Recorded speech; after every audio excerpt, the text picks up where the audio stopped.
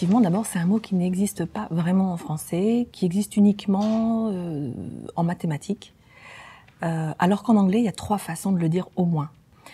L'incongruence, telle qu'on l'utilise en tout cas en marketing, c'est le fait que des consommateurs perçoivent 2 éléments comme allant bien ensemble ou pas. On parle de la congruence ou de l'incongruence entre 2 produits en co-branding, quand 2 marques s'associent.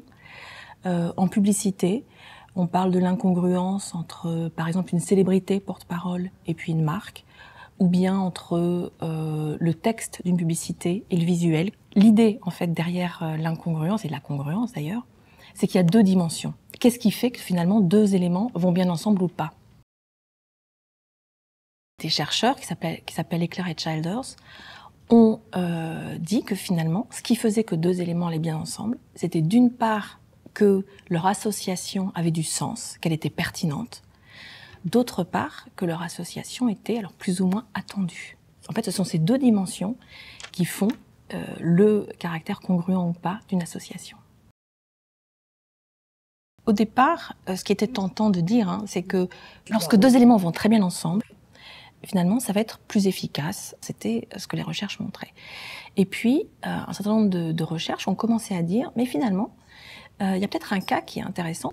Le choix ne serait pas entre la congruence d'un côté et l'incongruence de l'autre, mais il y aurait une autre situation qui serait cette situation intermédiaire d'incongruence modérée.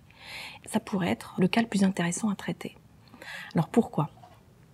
J'ai travaillé dans le domaine du parrainage, et du sponsoring, du mécénat.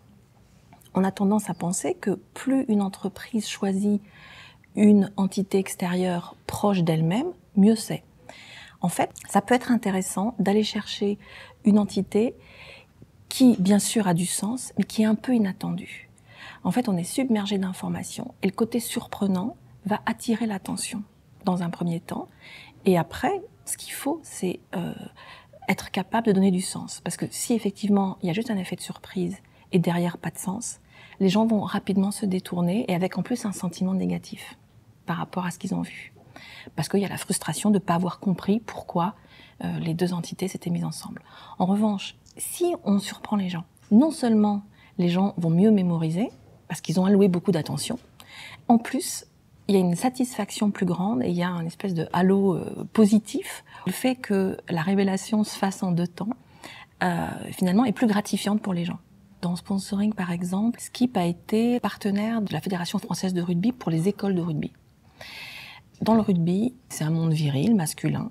Donc les sponsors, généralement, ce sont des banques, des marques d'assurance, la téléphonie mobile, l'automobile, bien sûr, donc des marques plutôt masculines. Skip, arrivant dans le monde du rugby, c'était assez étonnant.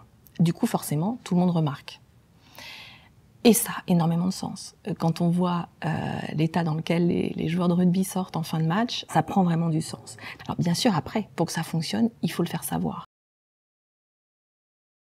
Déjà, une chose, c'est qu'il faut que la compréhension soit relativement facile. Il faut que l'effort soit modéré pour comprendre le sens. La base, c'est quand même la pertinence. Je dirais, c'est le socle. Il faut déjà que ça ait du sens.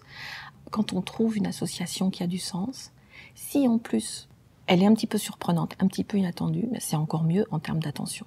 Quand on joue trop la surprise, mais que ça n'a pas assez de sens, c'est gratuit. L'originalité, pour l'originalité, ça ne fonctionne pas.